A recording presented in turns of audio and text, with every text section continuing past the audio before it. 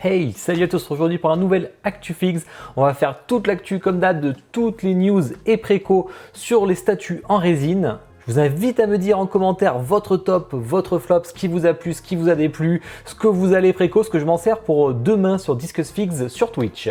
Allez, on va attaquer de suite avec les précommandes manga. Et on attaque fort avec Oniri qui envoie enfin la suite de la gamme de Bleach. Alors on avait eu le Grimjo qui est arrivé côté Espada, donc on en a un pour l'instant. On a eu Ichigo côté héros, maintenant on a Byakuya côté capitaine qui s'est enchaîné plutôt rapidement avec Ichigo et ça c'est cool. C'est du 1/6. Alors moi je trouve que ça manque un peu de folie, mais en même temps c'est pas du tout ce qui est recherché ici. C'est vraiment d'avoir une gamme en 1/6 à des prix plutôt abordables. Je rappelle que le Grimjo était à 459 €, donc c'était vraiment pas très cher pour du 1/6 avec une épée en métal en plus. Mais on est quand même sur une statue plutôt cool pour faire la collection des Bleach, parce que si vous voulez tous les capitaines et tous les rankars, ça va vous coûter extrêmement cher. Donc ça peut être une gamme très intéressante pour s'en tirer déjà à des prix plus intéressants. Ensuite, bonne surprise, on savait, bon, on se doutait que ça allait arriver, mais est-ce que ça arriverait aussi vite, sachant que Barbe Blanche est déjà en train d'être prêt, et là on a carrément Big Mom qui arrive. Alors même si elle paraît un peu petite, peut-être 63 cm, c'est du 1/6 toujours, comme toute la gamme Yonko. On a à peu près tous les Yonko maintenant, bon, sauf forcément Shanks qu'on n'a toujours pas vu. Alors je sais qu'il y a des gens qui sont plutôt mitigés, moi j'aime bien. Alors le fait que ce soit pas la résine transparente, le feu ne me dérange pas, je trouve que les flammes peintes sont plutôt jolies, surtout pour sa flamme derrière qui est plutôt cool. Après bon, le gros Big Mom écrit c'est de plus en plus le cas, même si c'est pas le cas chez tous les Yonko, donc c'est un peu embêtant là-dessus. 999 exemplaires maximum, alors il y a le lien Kyodai Aniki dans la description si vous le souhaitez directement. En plus vous aurez l'art print en A3 de Ichigo si vous passez chez Kyodai, donc ça c'est cool. Préco jeux vidéo, alors là on a du lourd parce qu'on a, alors on avait eu Resident Evil 2 Remake où la sortie d'usine était pas très ouf chez Prime One, j'ai trouvé au niveau du visage de Leon. Et là cette fois-ci on a Jill Valentine Resident Evil 3 qu'on avait vu au showcase. C'est du 1/4, franchement j'adore. Alors une pose assez en avant, on a quand même 46 cm de profondeur, 1299 $, vous avez des LED. On a deux head sculls, ce head skull que j'aime moins et celui-là je trouve plus fin, plus harmonieux, plus sympa. Forcément elle est blessée et tout. Je sens que le grain de peau va être très joli. On voit même l'effet sueur là qui brille un peu. Est-ce que ce sera le cas en sortie d'usine? Je ne sais pas.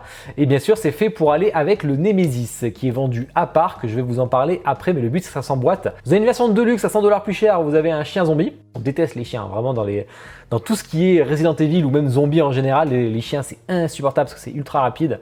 Donc voilà, il se met à côté, sur le côté. Et ensuite on a Nemesis, par contre il pète la classe. Faut que je le fasse d'ailleurs, le Resident Evil 3 remake sur Twitch, il faut que je me motive. Dites-moi si ça vous chauffe. Alors ce que j'aime bien c'est surtout au niveau du switch de la main qui est vraiment cool. On est quand même sur 28 kg quand même, donc il est quand même plus gros. 92 cm de hauteur, vu que c'est du 1/4, il est assez gros. Et la version de luxe me paraît pour moi primordiale, parce que moi j'adore. Avec le lance-roquette là, franchement, ça pète la classe.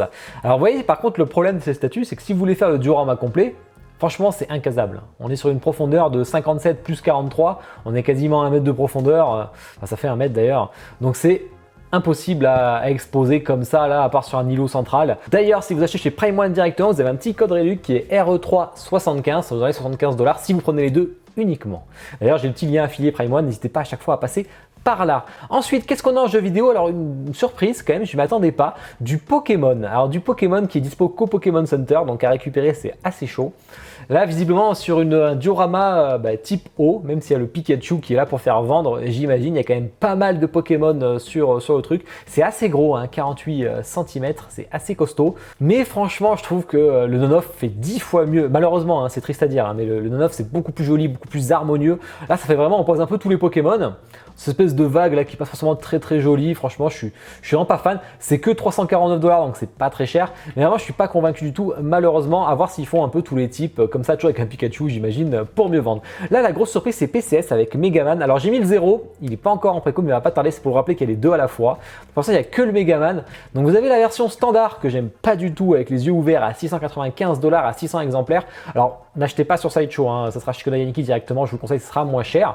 Mais il y a surtout une version Deluxe là qui pète la classe avec tout le module autour avec des LED. On est quand même, bon, je vous ai mis les tailles, 76 cm, 46, 53, 300 exemplaires seulement. Par contre, le prix est beaucoup plus important à 1495 $. On a deux HS. Yeux fermés, yeux ouverts, donc ça c'est plutôt cool. Bon, après je suis pas fan spécialement, mais bon, du Megaman en soi. J'adore la scène, la dynamique, elle est superbe, l'intérieur et tout. Après c'est peut-être le Megaman X là qui est plutôt comme ça.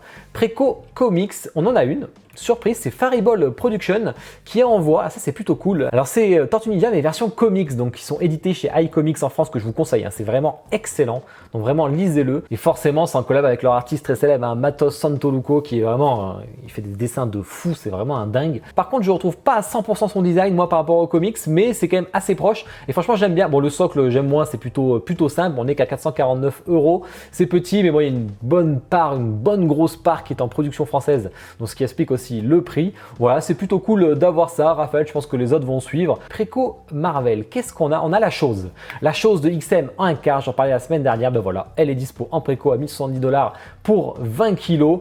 Il y a 2 HS, tête fermée, tête ouverte. Et ensuite, on a Beast Kingdom. Alors, j'adore les Beast Kingdom life size, c'est toujours mon kiff. Et là, pour une fois, alors, ils avaient fait le gant de Iron Man, mais hyper en retard, genre 2 ans après le film.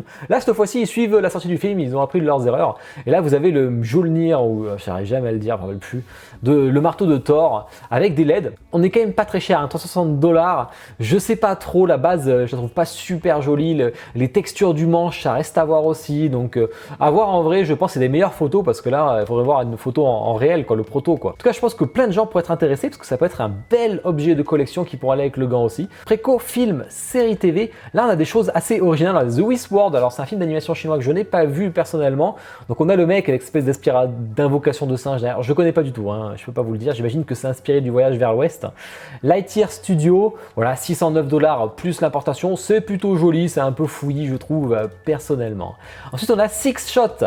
Côté Transformers, c'est la version comics, plutôt jolie, hein, ce que fait Azure 6 sur les Transformers. J'aime pas du tout ce qu'ils font en manga, hein, One Punch Man, Yu Hakusho, etc.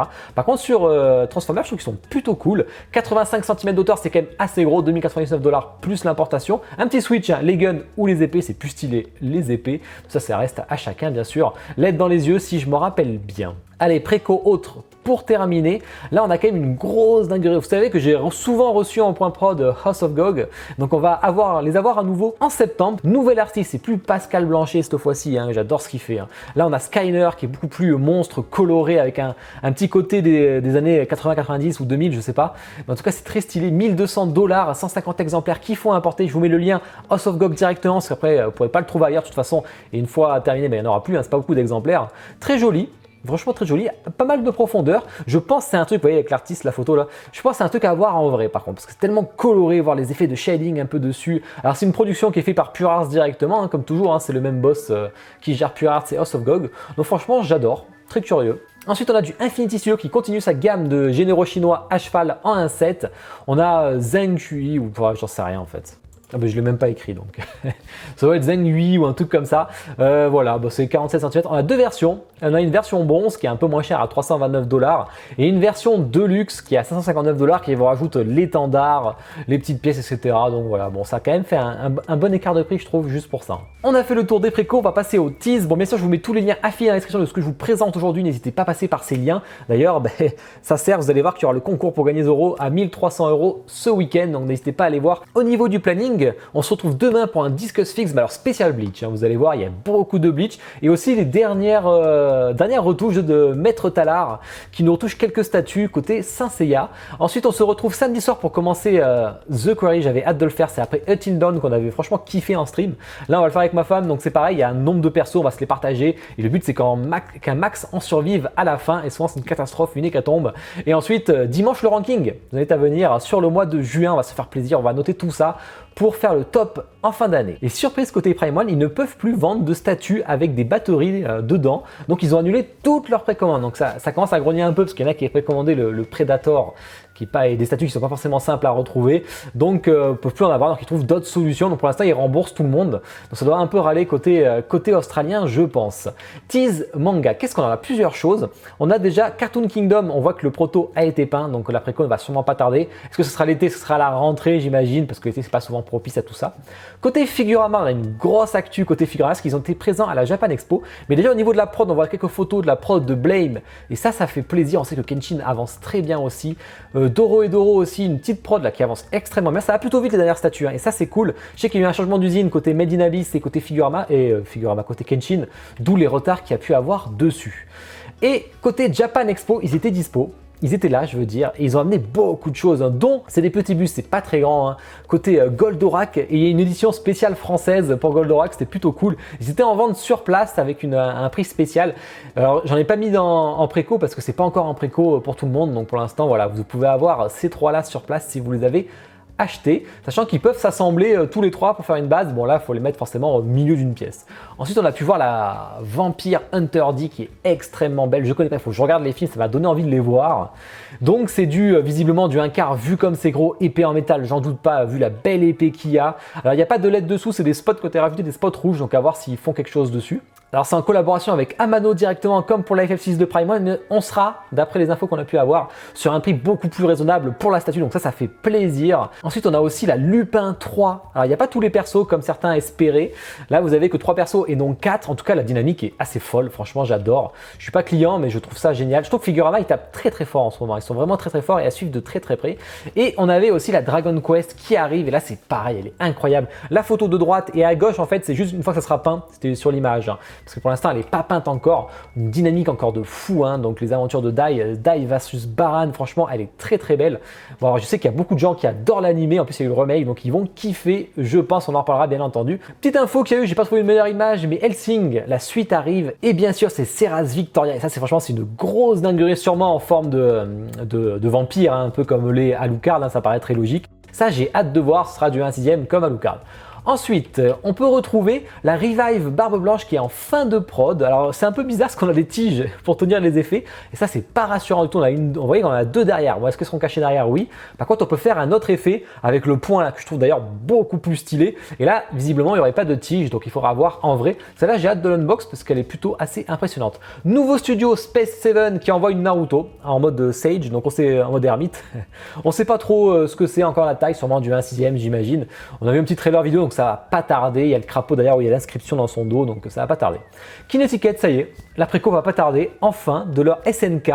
Alors les personnages seraient à l'échelle 1/10, il y a des LED, il y a un gros titan, il y aurait je crois qu'on est quasi sur 1 mètre de hauteur, ça a l'air assez impressionnant. Moi je suis pas fan spécialement de la statue mais c'est plutôt cool. Fushi, on en a parlé aussi, ben là vous avez vu on a 2 modes, on a 2 bustes en fait qui sont possibles. Alors ça c'est toujours sympa, hein, la collection Junji Ito Collection, là vraiment j'aime beaucoup. Alors ça donne. Tease jeu vidéo en a qu'un, mais et pas des moindres. Pure Arts qui annonce Monster Hunter World. Et ça, c'est vraiment cool. Il commence à être beaucoup. Cammy Arts qui doit être un peu en deg parce que du coup, ils auront de la concurrence. Il y a Kinétiquette. Et ils vont commencer visiblement par le Pouké Pouké. Je ne m'attendais pas du tout à voir ce monstre. Je vous mets une petite photo du monstre en question. Mais vraiment, c'est surprenant, mais ça peut être très intéressant. J'ai hâte de voir l'échelle. Tease Marvel. Alors là, il y a eu la Satchokon, on a un petit Wolverine qui sort. Alors, ils aiment bien les poses ultra dynamiques danseuses hein, pour Wolverine, mode ninja. Franchement, il est cool. On a un nouvel Iron Man, bon, un X Iron Man qu'on a déjà vu d'ailleurs, hein, cette pose, hein, c'est pas nouveau. Hein. Le Mark III maquette, bon, ben voilà, on verra quand ce sera la préco, mais je suis un peu déçu. Mister Sinister côté XM qui arrive et aussi Nova qui va arriver. Donc ça, c'est plutôt cool parce que c'est un perso qui est assez stylé, mais qu'on ne voit pas forcément en statut. D'ailleurs, on n'en voit pas peut-être en custom. Le Hulkbuster, on en avait parlé qu'il était en fin de prod la semaine dernière, mais c'est juste pour vous dire qu'il fait 91 kg et la boîte elle fait 144 kg. Donc le truc est, enfin la boîte avec la statue dedans, hein, mais le truc est gigantesque. Alors je plains ceux qui vont l'unbox, peut-être que je le ferai, je sais pas, ça peut être rigolo. Tease d'ici, pas grand chose. On a le sideshow, le Joker de la Sideshowcon qu'on a pu voir, un nouveau premium, donc sûrement du 1/4. Voilà, bon, j'aime pas spécialement la pose. En tout cas, il est hyper stylé niveau visage avec le pied de biche. La Harley Quinn côté, bon, là c'est moins sympa, c'est la Harley Quinn actrice, moi j'aime moins. Premium Formula, donc du 1/4. Le Superman Sanity que vous voyez ici, le concept, ça c'est cool, j'ai hâte de le voir en couleur, et le HS qui est franchement hyper propre. On a ensuite, je pense que la préco va pas tarder, le Ridley, le l'homme mystère qui arrive enfin, mais côté samouraï, hein, en 1/4 qui pète la classe, j'adore. Ça peut être très stylé. Un petit tease de Iron Studio Justice League Batman, à mon avis c'est Osef, c'est trop tard aussi, c'est trop tard. Enfin bref. Tease, film, série TV. On a le Denver. Alors ah merde, j'avais failli le chanter, mais je ne vais pas vous mettre la chanson en tête, même si de le voir, vous l'aurez sûrement en tête. Côté CFR, donc côté français, ça c'est cool. Il a l'air assez grand, bon ça j'ai hâte de voir. On a pu voir donc Metro et Maestro, qui va sortir aussi côté Il était une fois dans l'espace, côté CFR Studio. Ça c'est cool, on a 2 belles statues. On a ensuite un bus de Boba Fett en 1 côté série télé, et on a Yoda en Legendary Scale. Donc c'est un demi, malheureusement il va pas être très grand parce que ça reste Yoda. Hein. Mais en un cas, j'aurais été client. On aura du Mixpedia, forcément c'est du 1,5. En tout cas, il est extrêmement bien fait. Hein. Il faut le dire, sûrement des cheveux implantés au niveau du crâne, j'en doute pas. Petite news dernière minute, Sideshow nous a présenté Boba Fett avec Han Solo cryogénisé derrière. Alors j'imagine qu'il va être très léger hein, pour pouvoir tenir en équilibre comme ça avec le contrepoids du Boba, sûrement en résine. En tout cas, c'est très stylé, je peux être intéressé par ça. Hein. Et la gamme Grogu, hein, on peut l'appeler comme ça, qui montre le prochain Grogu, sachant qu'Iron Studio l'a déjà fait comme ça, sauf que le prix était complètement délirant.